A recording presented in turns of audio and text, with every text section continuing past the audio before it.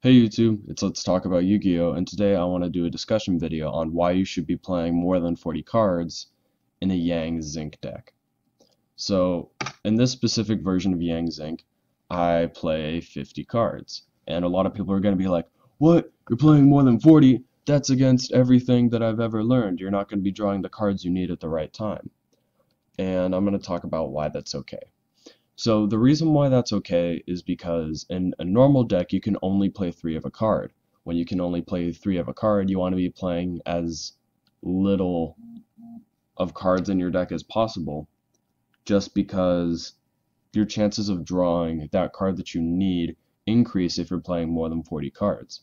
The thing about Yang Zing is the cards that you're required for your combo, you are not playing 3 of. In the main deck, you're playing 10 metals, 32 Yang Zinc cards, 18 normal summonable, poppable effect monsters, and 8 brick cards. You have 18 chances out of this 50 card deck to draw any of your poppable effect Yang Zings. What this means is that all of cards that you play, you're playing more than 3.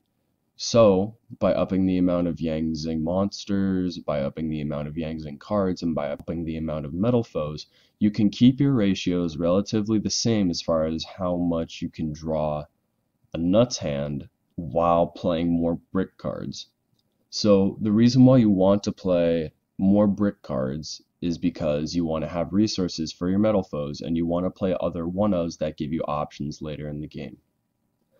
But playing 8 brick cards that are going to be searchable is better than playing only 5, where they can lock you out with negates and stuff.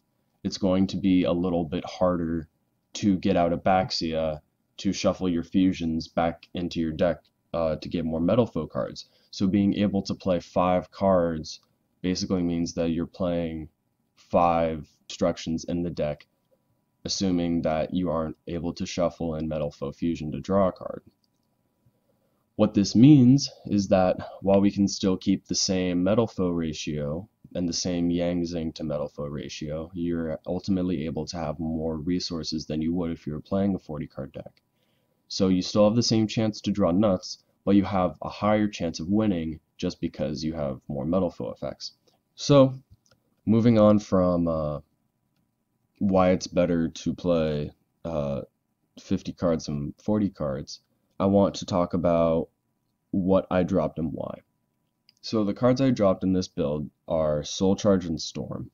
The reason I dropped Soul Charge is because while you can search Soul Charge with your Nirvana Beatrice combo, searching Soul Charge and getting out that field will not lend you as many negates as the 5 negates combo. As far as dropping Storm, you probably won't be needing to pop back row game 1 unless you're going against Demise and they get to go first. And again, once this deck is out, Demise is probably going to be banned. Against a deck with a lot of negates, you can always side in cards like Royal Decree, a lot more spell or trap removal. But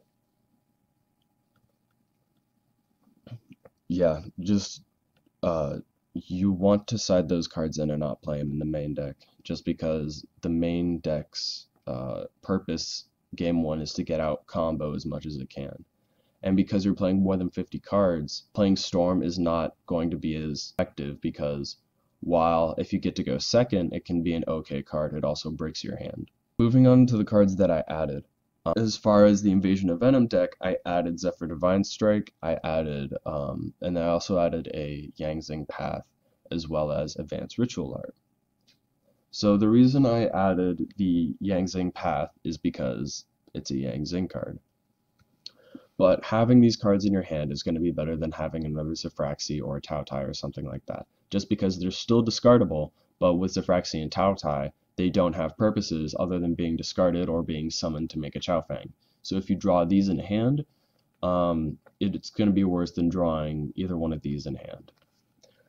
As far as to why I still play the Divine Strike, and this is also why I play a second Zefraxi. Sometimes you draw the first Zefraxi in hand, although you can probably cut one of these if you want to, but it just means that it's going to make your Divine Strike useless.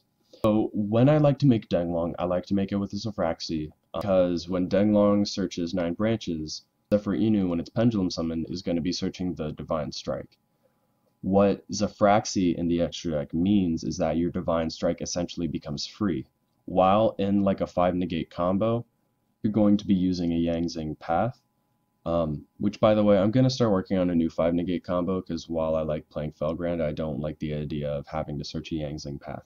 But I'm going to be, yeah, it just makes your Divine Strike free, and it means that you only have to destroy 1 Yang Zinc on field for a 9 branches effect, which you usually want to reserve for the Yang Zinc you summon that isn't BN or Chi-Wen, being that you have a Chi-Wen engrave. Because in that field, you're going to have another Baxia, or I think in this new 5 negates, you're not even going to have a Baxia on field, so having the second 9 branches is going to be pretty useless. So having the Divine Strike is a lot better because you essentially do not pay a cost, since you have no other reason to Pendulum Summon Zephyraxy. I am also not planning on playing the Ultimate Tolkien version of this deck anytime soon, just because you have to commit too many extra deck spaces. While I play the Vance Ritual Art, summoning Saravius is a little bit better than having it in hand. While you still need it for your 5 negates combo in hand, if you can grab it back with a Nirvana, and get an Advanced Ritual Art off of popping the Herald, making Saravius is like making a Stardust Warrior, but even better. As far as its summon negation, the card reads, during either player's turn when your opponent would special summon a monsters, you can return this card from on the field to the hand, negate the summon, and if you do, banish the monsters. This is going to be really relevant against decks that have graveyard effects. So if they Pendulum Summon for 5 and they've got like a Zephyros or some other cards that activate in the grave, they get banished instead. Advanced Ritual Art makes this really easy in this deck because all of the metal foes are vanilla and Volflame is a level 7, so you only have to dump a Volflame in order to summon this. The only thing you have to be wary of is that you don't have a Herald of Arclight on field when you do it, because the Volflame will get banished.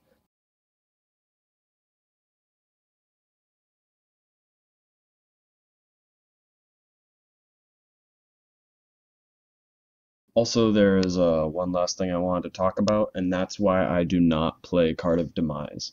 So the reason you do not want to play Card of Demise in this deck is pretty simple, actually.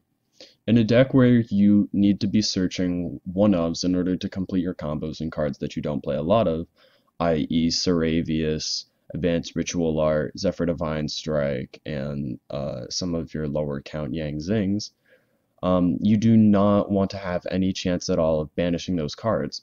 This deck is based around getting nuts without drawing any cards into your hand. Therefore, you're not going to really need the draws, especially if you plan on making Void Ogre Dragon. So having a chance to banish a Zephyr Inu while you already have one in hand, or having a chance to banish one of your Saraviuses, or your Advanced Ritual Art, your Zephyr Divine Strike, and some of your other key combo pieces is not really going to be conducive to an effective deck. It does create a little bit of a higher risk, higher reward, but the reward is just 2 cards in hand that most of the time you can't even do anything with.